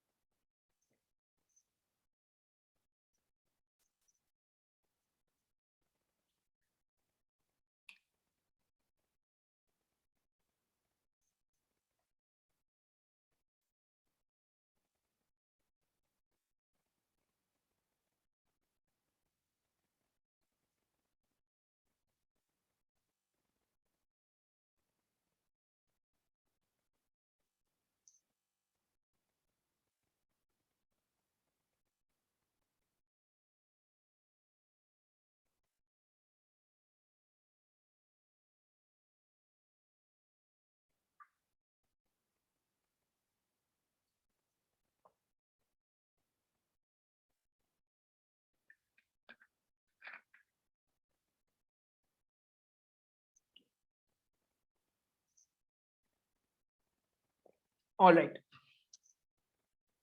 So one question that I'm taking over here is, right. So one question. So I'll just take some of the questions before we proceed. So just shutting the chat box below. So I'll just take all the questions which are over here, right? Huh. So it helps us enjoying the email session. So one question was very good asked by Amit. I'm just trying to find that over here. So one doubt is, Mohit, why can't we buy a high ROC business with low growth, but do the reinvestment ourselves? Of course, only in case if the management is sharing those earnings. Example, Bajaj Consumer. And why does Warren Buffett still like sees candy in spite of no growth? Right. So I think it's a good question. So the reason why it's a good question, because if you look at the stock price of Coca-Cola, I think for almost last 2-3 decades, it has been almost a very stagnant uprise. It is not, it has given very high returns for last 2 decades. It is almost stagnant. Question will be asked that why does Warren Buffett still own it? Thing is that dividends have been growing. So when he purchased the company, so today he almost gets almost a 52% dividend yield. Right? So suppose अगर उसने 100 rupees का stock खरीदा था Coca Cola का, तो आज 52 rupees का dividend आता है. And the thing with Warren Buffett is that the holding structure he has a holding structure. So which a lot of us do not have. And secondly, Warren Buffett has plenty of capital. So let's understand the context first. Plenty of capital, holding structure of a company, and he can invest that money in different areas. And fourth problem with Buffett, or fourth opportunity with him, is large size. Right? So as I keep saying, if you just see that video which we did recently, maybe top 10 mid-cap businesses, in that win which I talked about, there are 3 Buffetts. There are 3 Warren Buffetts, right? So first Buffett was from 1950s to 1970s. Now this was the Warren Buffett who bought and sold 400 stocks within 12 years. From 1957 till 1969, he bought and sold 400 stocks. This is where he made the almost his career best returns. So he made almost 30-31% compounded returns, and he beat the S&P 500 index very comfortably. So this Buffett was very practical, or basically was actually getting businesses at throwaway prices. So he was buying businesses at 2-3 PE multiples, right? 2-3 PE multiples, which were growing at 20-25%. And once the PE got re-rated, he used to sell them off. This is one way of investing which he was doing. 2-3 PE पे तो नहीं मिलेगा आज India में, 2-3 PE वाला time जा चुका है. Maybe you can get businesses between 10 to 25 type PE multiple, and where you think that the multiple can expand eventually, right? So typically, if we talk about Equirius, or if we talk about Viraj Mehta, right? If I talk about Viraj Mehta, he is probably doing this type of investing in a different context. Whenever I've listened to his interview, he wouldn't like to pay more than 2 to 4 times price to sales for a company. Most of the businesses he has bought are between 2 to 3 times price to sales. 2 to 3 times price to sales. Whenever you read his investing letters, you will also find that he also gives a trailing 12-month PE multiple for the portfolio. And that is usually between 15 to 16 times. If you're able to do this investing, and if you're able to sell and move to another opportunity, then this investing probably offers the highest amount of returns, right? Basically, you're getting into variant perception plays and you sell them where like whenever they reach 5 times price to sales or 6 times price to sales. So basically, just give you an example of Equirius only. So Viraj Mehta probably must have bought alkyl amines at 2 to 2.5 times price to sales. He sold off at say 6 to 8 times price to sales, somewhere between that, right? Then I'm trying to just conjecture out of from his interviews. जब उनके interviews आने start हुए थे, and when he sold the stock, he also gave one interview that this player now looks very expensive. So recently we have sold because lifetime high margins, lifetime high PE. Secondly, then so one of their other highest holdings right now in the portfolio is Heikel. So this all is visible from PMS Bazaar. You can check. Again, a business that they bought at 2 to 2.5 times price to sales, 3 times price to sales max. And now it is at 4 times price to sales. Maybe if it goes to 7-8 times price to sales, again they might end up selling it out. So this is a strategy which involves a lot of high churn, which involves a lot of leg work, which involves a lot of research work to find more and more opportunities. So this is one strategy. Then there is second strategy, that is Warren Buffett 2. Warren Buffett 2. Warren Buffett 2 says that buy a good business which is going through temporary problems. Warren Buffett 2 says buy a good business that goes through temporary problems. If you ask me, then I practice this one. I personally practice Warren Buffett 1. Then I also practice Warren Buffett 2. Warren Buffett 2 is basically if I buy a good business which is currently out of favor. So PI Industries. So as I talked about that Page Industries growth slowed down. So you might think if the growth slowed down in Page Industries, so we thought that size of opportunity is getting distinguished, is getting diminished. But now you'll ask me the same question. The PI Industries में भी growth slowdown हो गई थी 2016, 2019 में. Was the growth being diminished? But now I'll again bring you to the point that you have to be like an open canvas because a lot of things are perspective dependent in investing. Now in PI Industries case, I thought in 2017, 2016 that this has been a great company, but growth अभी खत्म हो चुकी. But they announced a series of capex in 2019, 2018, and there is this one conference call in which he said, now the growth is back. We'll start growing at 20% again. I think 2018 Q3 earnings con call or Q4 earnings con call when he was replying to Bharat Shah. So such cues you try to keep picking up. So once he announced that capex, size of opportunity, we always knew that the size of opportunity is 35,000 to 40,000 crores, and they always had a confirmed order book. ये नहीं था कि order book खत्म हो गई. So they always had an order book of 10 to 11,000 crores, which grew from 9,000 crores to 11,000 crores. So second strategy is when the market thinks that the growth is not there, but when you think that the growth will come back, the business is just going through a temporary lull period.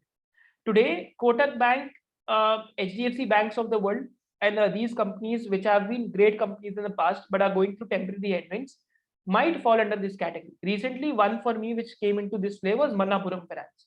So Manappuram for last 2 decades has grown at a very healthy pace. So almost 1700 crore profitability right now. But market thinks today is कि जो उनका microfinance business है, that is a cyclical business, and उस business में capital misallocation हो गया. But I think there's a cyclical business which goes through its own up cycles and down cycles. It is not a great business, it is a good business. 25-26% ROE financial के लिए करना मुश्किल होता है. So this is sort of like the Warren Buffett 2 framework. So basically we got into it in at 8,500, 9,000 crore types market cap. So in this part, so basically you're getting a good business at a dirt cheap multiple. क्योंकि इसमें क्या thinking थी कि अगर आज 1800 करोड़ का profit after tax है, 3-4 साल बाद अगर इनका पैट 3000 करोड़ भी हो जाता है, तो इफेक्टिवली मैं फॉरवर्ड 24-25 अर्निंग्स पे बिजनेस को आज 3 की पी पे खरीद रहा हूँ. कितने की पी पे? 3 times earnings, forward 3 times earnings. So this was the thesis of buying Manappuram Finance, right? So we'll see how it works out. So I think it could be a 20-25,000 crore market cap company, but this is Warren Buffett 2 framework. In this time, at this period of time, he bought likes of the Washington News at 3 times earnings. Then he sold it off almost a 160 bagger. No, he didn't sell. He kept holding. I think Amazon bought Washington News, so he made a 160 bagger over there in 20-25 years. Third Warren Buffett is the latest one that we see. So now Berkshire Hathaway is a conglomerate. It is too huge in size, right? So putting capital to work is becoming more and more difficult. Seas Candy he keeps on holding because वहाँ से dividend ही इतना ज़्यादा आ जाता है that he can keep reinvesting into other areas. But as a investor, as a small investor, so I'm assuming just assuming that your portfolio might be below 2-3 crores, right? Just assuming. As a small investor, this strategy might not make too much sense for you because see, dividend yield का grow करते करते अगर even if dividend yield goes to 20% of your purchase price, they're just giving after 10-15 years अगर 20% पे हो जाता है, and if you have a stock worth 10-20 lakh rupees, so then that again becomes a problem because capital base isn't too big. If you have a portfolio of 60-70 crores, then this is a strategy which might make a lot of sense for you. Because if you put in 4 crores into a company and then you get 80 lakhs or 1 crore as dividend like 10 years out, then that actually becomes meaningful sum of capital. But if you have a capital base of 1.5 to 2 crores or 1 crores or 50 lakhs or 60 lakhs, and if you get 60-70,000 or 80-90,000 dividend 10 years out, so then that basically isn't meaningful enough capital for you to redeploy into opportunities. So I think for Buffett it makes a lot of sense because today size itna hai, to agar dividend aata bhi hai, so that dividend is meaningful enough to be redeployed into other opportunities. But this is especially not multi-bagger type, or this in this investing you won't get very high rates of return. Your rates of return will increase over a period of time as a dividend yield grows.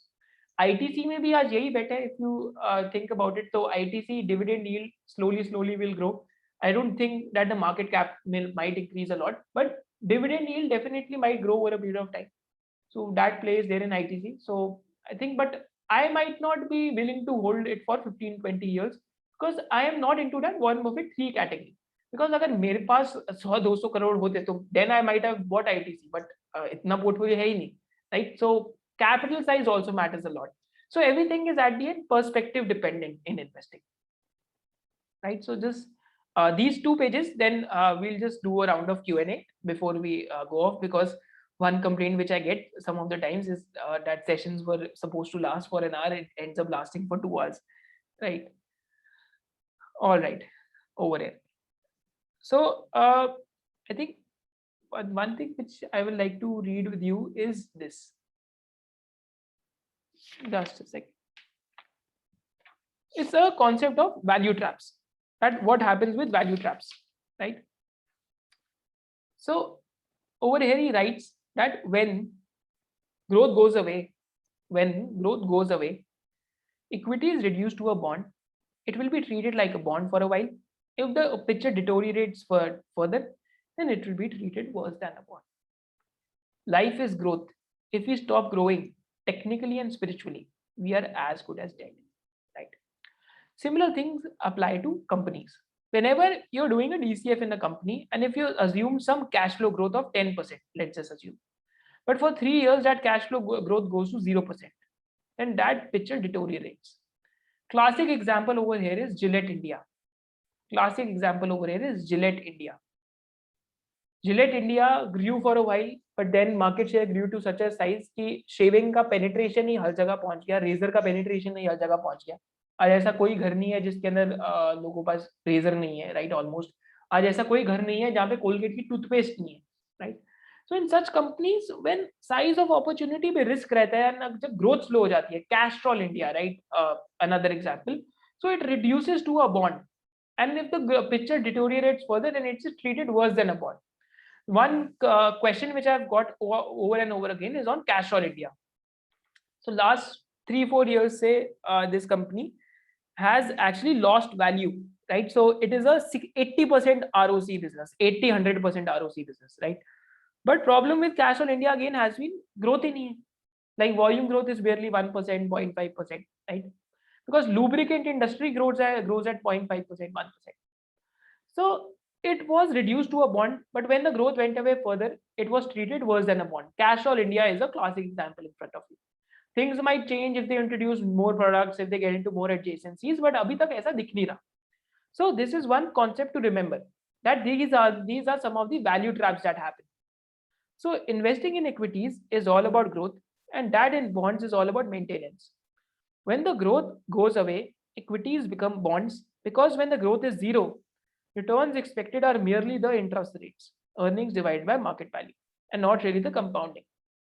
If growth goes away perpetually, then businesses cannot really quote higher than the net worth, and when the outlook deteriorates further and turns negative, it will quote at a discount to net worth. In other words, when the growth is away, stocks become bonds. Growth is the key glue which allows the firm value to be much higher than the net worth, or the value to have a power to reflect a strong multiple of profits, rather than being treated as a limited life concern. DCF की अगर हम बात करेंगे तो पूरे DCF के अंदर क्या चीज ग्लू है? What is the fevistick of DCF? Growth, and second is longevity of growth. And all of these things depend upon execution of the management, and secondly, it also depends upon the industry structure. अब कुछ companies में execution बेकार होती है, so industry structure अच्छा आएगा. So this is similar to what my friend keeps on telling me. So there is a friend of mine, so he is almost 120 kgs. तो वो उसके दिमाग में उसने अपनी जो प्रेजेंट वैल्यू है फ्यूचर कैश फ्लोज की, मतलब इस फ्यूचर कैश फ्लो इज कि मैं जिम जाऊंगा, मैं वर्कआउट करूंगा, मैं फिटनेस एक्टिविटी करूंगा, साइकिलिंग करूंगा, and I will slim down, right, and आज ही मेरी बॉडी बन गई। उसके दिमाग में ही gets this image of present value that I have a ripped physique, but at the end execution is missing, so that cash flows are not coming, right? If you think about it, your life is about discounted cash flows. How hard you execute, how fast are you able to grow your cash flows, or how fast are able to grow your cash flows in different streams. अब cash flow हर stream का different हो सकता है। किसी को body building करना है, so he will see the results some years out, right? अगर किसी को बेसिकली इनकम जनरेशन करना है, डिफरेंट एसेट से इनकम प्रोड्यूस करना है, he will see the results some years out, but all of it at the end is dependent upon execution, which is dependent upon management. You are your own management of your own enterprise. How many skills you learn? If you learn more and more skills, you are getting into adjacencies of cash flows. You're trying to diversify your cash flows. If you are multi-skilled, or if you're multi-talented. So entire life is about sustainability and expansion of terminal value. Buffett type people, Charlie Munger type people live way beyond their 90s is because they have expanded their terminal value, because they keep learning more and more things. They are curious as a child even now. This is the adjacency of cash flow, which also happens in businesses as well. When growth is there, equities are treated as a growing concern. Similarly for a person as well. When you stop growing as a person, over here, you're as good as dead, right? What this guy says. And when the growth goes away, equities are treated as bonds or bonds minus. So some of the companies he has given an example here of, right? Some of the companies he has given here an example of: Ingersoll Rand, TVS Motors. So that changed because again they started growing. Paper products, Phenolics Industries. So Phenolics wires and cables में एक अच्छा business था, but problem क्या है कि भाइयों के बीच में fight होगी and execution went missing. Polycab gained the entire market share over there. So Phenolics Industries, it ended up losing market share. I think pipes maybe similar story has happened over the last decade. Even for a firm with a very strong pedigree like Ingersoll Rand, having access to global technology and having capital efficiency upwards of 20%, mega profit compounding of 6% over 10 years has led to market cap compounding of just 5%, right? So this is why I wanted to discuss this with you, because जो नया investor होता है, जो एक Benjamin Graeme की book पढ़ के आता है, उसको लगता है low PE is good.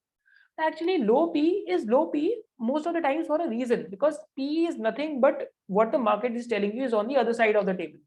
If the stock has a very low PE ratio, then the market is indicating something, whether it's a commodity business or the growth has gone away.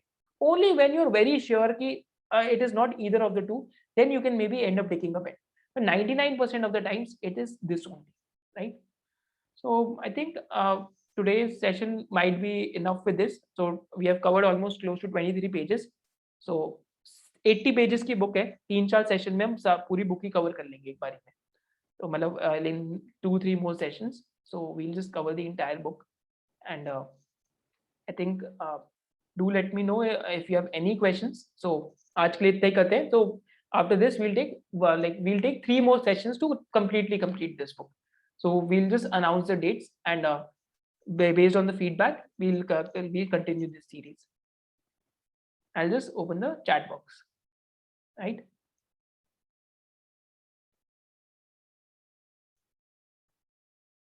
I used to read Wall Street Journal. अभी थोड़ा time कम मिल रहा है आजकल, questions बहुत आते हैं, आधा time उसी में लग जाता है. Bayesian theorem again. Dilip, आज ना on Telegram, I'll na send some 2 videos on Bayesian theorem that will also explain that easily.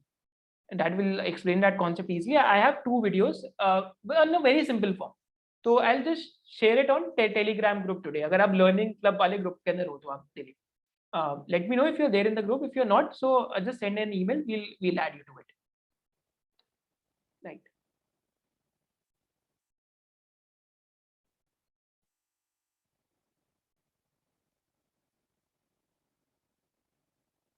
Right. So PPFS, that's a question they should answer. So why they are investing in ITC? I might have a different opinion on ITC. So I think problem is कि जो base business है, उस पे जो DCA mindset कहता है कि secret businesses are not doing well globally. Almost everyone has seen a share price cut off 50-60% globally. 40% is minimum. So base business is not doing good, but base business still contributes 70 to 80% of the profits. They might be baking in that FMCG business grows well enough, but I still don't think that FMCG business will be meaningful enough contributing to profits even 3-4 years out from here. So you might have to sit on it for 10-15 years to see the FMCG business growing strong enough. But even in FMCG businesses, they are more in semi commodity spaces which they are trying to sell into a brand. So I'm not against ITC because people get lot touchy on IDFC First and ITC. I don't know why. So IDFC First, maybe I have this opinion. It's quite risky even at this stage because I think I covered in the video itself on YouTube कि जो Vodafone Idea का loan YouTube पे ही बताया था कि it can take knock off 15 to 20% of the equity. तो फिर fundraising करना पड़ेगा सस्ते valuation पे. So I think that is difficult. Solara 2.0 going DV's way. Yeah, the roughly thing is DV's for a reason. This is perhaps the only company which only enters a molecule when they have cost competitive advantage. Laurus is interesting, Solara is interesting, but Laurus and Solara में problem क्या है दोनों में कि why are not more API companies becoming like DV's? Even though Laurus में earnings growth can be very very strong, it might end us surprising as well. Even Solara can end up surprising us as well. But DV's वाला multiple मिलना इसलिए मुश्किल होता है because Murli DV's just compare the gross margins. एक चीज आप ये करना है almost 70% gross margins in the latest quarter for DV's. And he will only enter a molecule when he has cost competitive advantage. He won't enter a molecule before that. जब तक I am not the lowest cost producer, I won't enter a molecule. That is DV's game. So Solara and Laurus में I'm not so sure कि अगर ये उनकी strategy है या नहीं है. Right? Oh, so 2-3 questions more I'll take. And see Equitas holdings, I think abhi entire sector is going to headwinds. This is why you get it at a cheap multiple. Equitas compares to AU Small Finance Bank on almost every parameter. If headwinds go away, I think this might even get a multiple that AU Small Finance Bank commands. So you have to read both the companies to understand this. Right? So they are Small Finance Banks that I haven't read. Sorry, Infibeam even I haven't read. Pradeep. Right?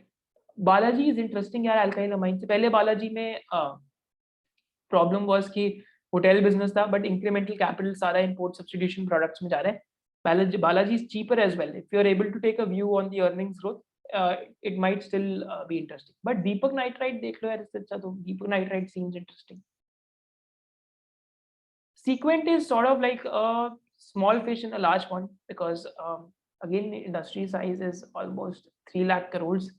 Sequent's top line is what maybe barely 1500 crores or 1400 crores sort of. So again it can be interesting. How to identify big ponds?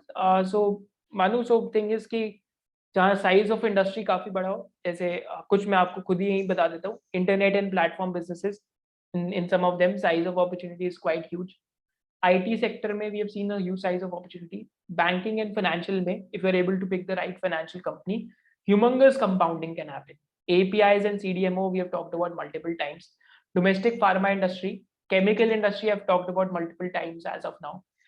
Building materials have humongous size of opportunity. So 100 baggers की मानो there is a video on our channel on YouTube. So उसमें I've talked about the potential 100 baggers can come from these sectors at the end. So in the last 5-6 minutes of the video, you can just check that video once, right? And there is also a video on YouTube on how to do industry research. तो उसके अंदर भी मैंने सारी size of opportunity मतलब 20-25 industries का almost size of opportunity बताया. So Ashutosh and Manu, both of you can look into that.